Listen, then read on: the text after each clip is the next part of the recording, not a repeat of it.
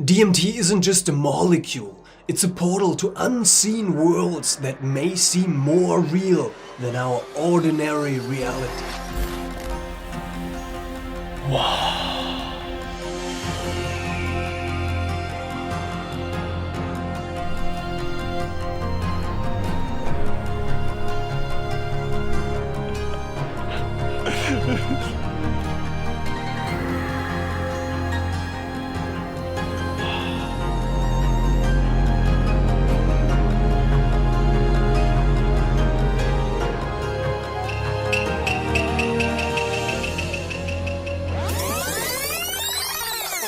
The molecule DMT, dimethyltryptamine, is a direct mystical transmission.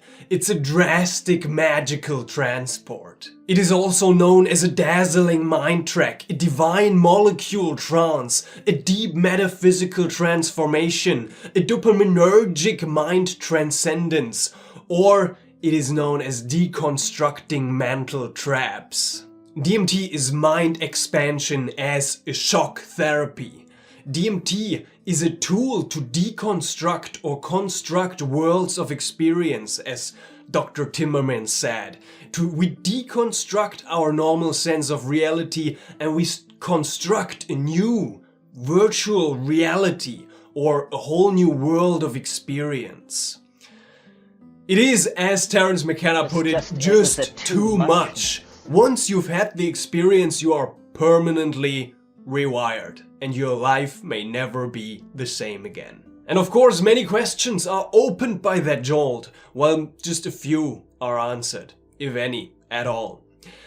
I think everybody has a very unique experience with this molecule. Everybody has their own unique relationship to this substance, and everybody has different reactions to dimethyltryptamine. Mine are mostly very calm. I'm not screaming around, I'm not stashing around too much, I'm not shaking too much. But also that might just be because I haven't really smoked enough to fully break through. Whatever that term even means, that's a topic for another video. But in this video, we're gonna explore my top 5 reactions, DMT live trips and reactions that I have caught on camera, which are kind of also fitting into 5 different categories of experience that I have captured myself. I love recording myself during these experiences, honestly. It's a great way to just see how my body reacts and what my body is doing while I am sometimes leaving my body. It is great to capture the feelings and reactions immediately in the experience themselves. And it's kind of a video journal because I can instantly, when I come back, share my thoughts and my interpretations and my perceptions of what happened directly when I come out of the experience. A little warning, I do not recommend that you go into these experiences alone, especially in the higher doses if you're not experienced in that realm of psychedelics. It's always good to just start learning about psychedelics and how to use them in a responsible and mature way. One way you could do that is to join our school community. It's in the works. It might not be online yet, but it's a great way with a lot of great free resources and a free psychedelic course to get on track of this psychedelic actualization. Now let's get into the footage. The first pattern I noticed during my trips is fairly obvious. Wow. Wow. Wow. Wow. Wow. Wow. Wow. Wow. Wow. Wow. Wow. Wow. Wow. Wow. Sometimes people say, is DMT dangerous? It sounds so crazy. Is it dangerous? The answer is only if you fear death by astonishment. Thank you, Terence. But Terence also said, do not give in to awe. Do not give way to wonder or astonishment. He said, pay attention. But he also said, astonishment is the proper response to reality. Mostly what I'm astonished by is the immense, overwhelming beauty. Think about the most beautiful thing you've ever seen. And now imagine that beauty amplified 1,000-fold. or a millionfold. This was my experience with DMT. In all of these experiences, it's an experience that is reshaping my concept of beauty over and over again. It kind of goes into a deeper sense of beauty. Beauty with a capital B. There's a very touching poem by the Sufi Hafiz that reads, "Know the true nature of your beloved.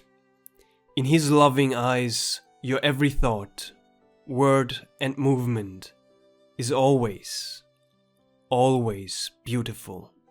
Mostly in these experiences that I've captured, the beauty reveals itself in the scenery around me, mostly in nature and with my eyes open. And a response is just like an overwhelming bliss that overcomes me, a gratitude and like tears of joy for being blessed to be able to see and recognize and appreciate this immense beauty. Oh, it's so beautiful. This infinite gratitude.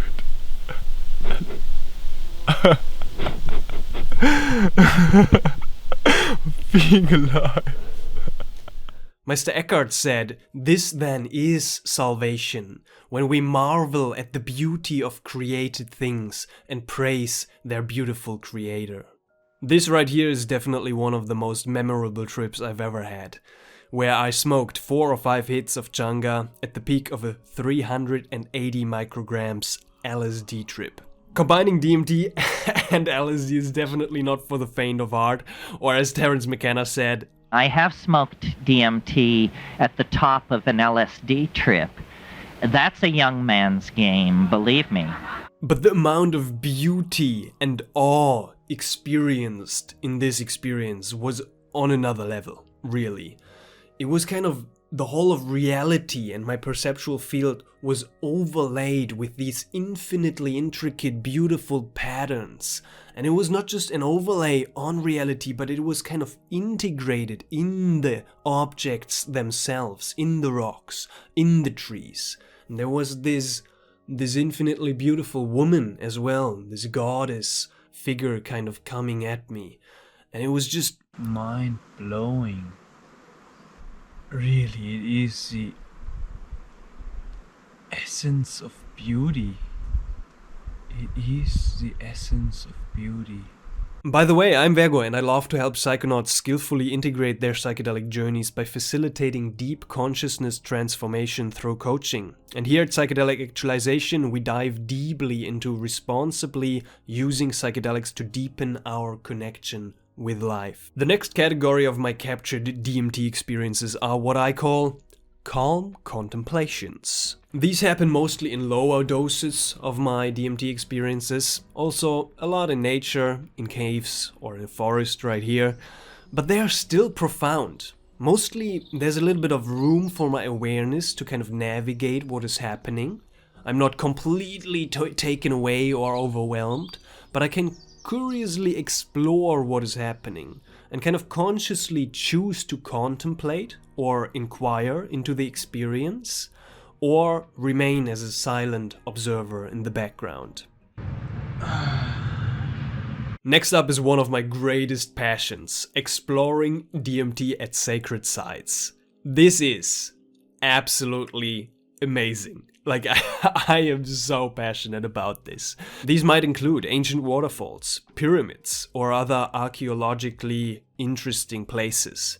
Unfortunately, I've only captured this one at Stonehenge, but some other stories included smoking DMT at an ancient waterfall, or at the pyramids in Mexico. There's almost, like, when I'm at these places, too many tourists to actually film, because then there's also attention on me because of the filming and then the smoking of the DMT.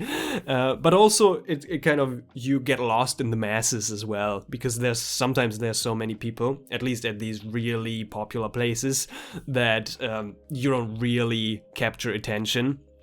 But you definitely, when you go into these experiences at those places, cannot allow yourself to think about what other people are thinking when you go into these types of experiences at these highly visited places.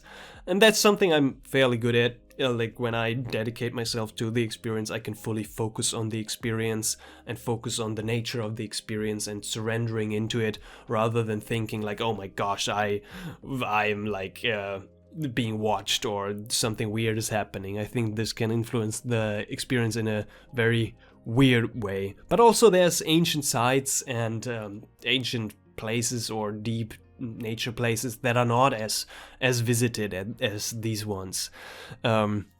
But yeah, once me and my friends snuck into kind of a forbidden part of some pyramids as well, to smoke some changa inside of this top chamber of the pyramid. And this is what my heart kind of recognizes as true adventure. This is something really thrilling that's filling me up to the most amount of extent. And I've noticed that those trips definitely differ massively from all other experiences. It's kind of a category of its own, and there seems to be information saved up in these kinds of places.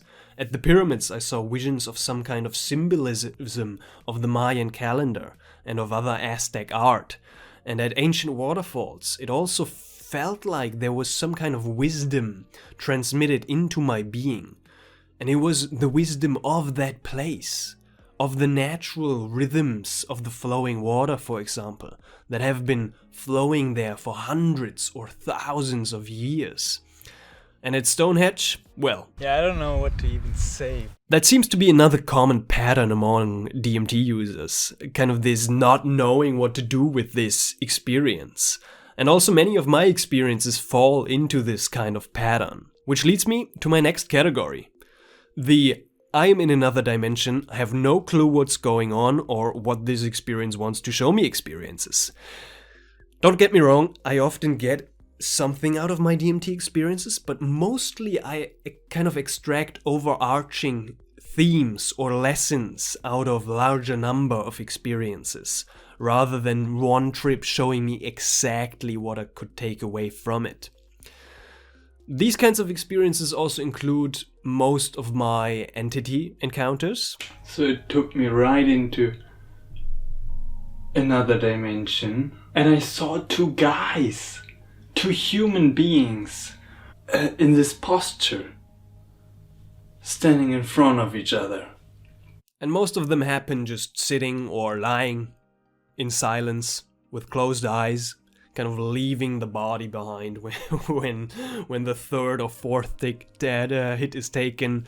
And it is very hard to describe, but often I enter into this kind of vast space that feels almost infinite, and then a lot of the times this kind of intelligence of the DMT, or these beings, mostly looking like this, sometimes more like this, or an infinite variety of other humanly perceived forms, are kind of showing me stuff, are kind of guiding me through this other realm. And then they're like, watch this, or let me show you this. But mostly these are not really blissful or even beautiful or healing experiences. It's just my jaw just drops to the ground in the face of that these experiences are even possible. It is truly kind of 100% reality switch, and a very fascinating mystery to explore on deeper and deeper levels.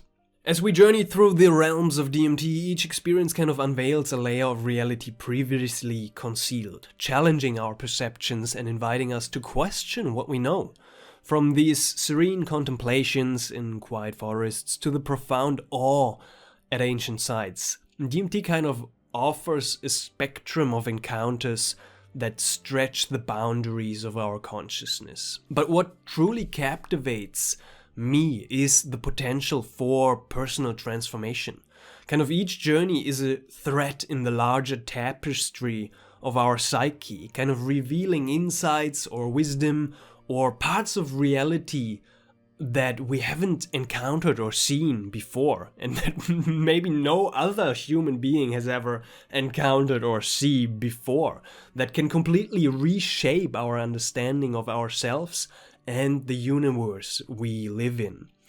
And as we stand kind of at the threshold of this unknown, because it is always an unknown that we tap into when we go into the deeper realms of this experience, it's crucial to approach these experiences with respect and openness and a willingness to explore the depth of our own being and of truth and the nature of reality itself. So, if you want to do that in community, don't forget to join the waitlist for the courses and the community hub. If you're interested in psychedelic integration coaching, shoot me a message or book a free one-on-one call.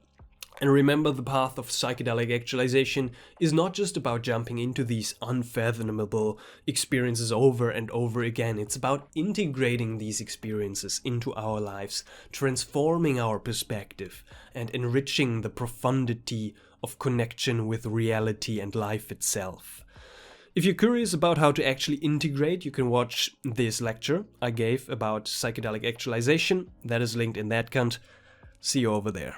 Much love.